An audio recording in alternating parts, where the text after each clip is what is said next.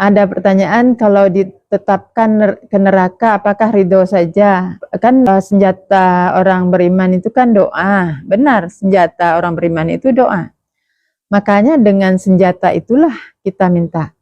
Siapa yang berani, sanggup?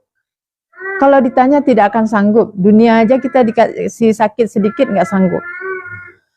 Jadi, ya Allah, ini salah satu yang pernah saya mendengar doanya itu seperti itu. Nah, untuk dihindarkan dari neraka itu. Ya Allah, apabila Engkau telah menetapkan aku dalam neraka, hasil perhitungan nanti aku akan masuk dalam neraka. Ya Allah, hamba mohon Engkau rubah ketentuanmu itu, ya Allah, ketetapanmu itu Engkau rubah, ya Allah. Allah Maha penerima doa, Allah Maha mengabulkan.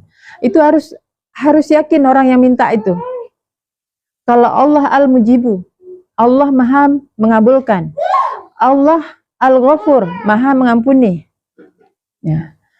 Jadi ini makanya dari awal tadi saya bilang Asmaul Sunnah harus paham. Sehingga begitu kita ada apa yang kita butuhkan, minta sama Allah. Yakinlah kalau memang hati yang minta, bukan nafsu yang minta, Allah Maha mengabulkan. Jadi gimana bedanya? Nah, inilah yang kita harus bisa bedakan. Yang mana nafsu kita, yang mana ruh kita sendiri, diri kita sendiri.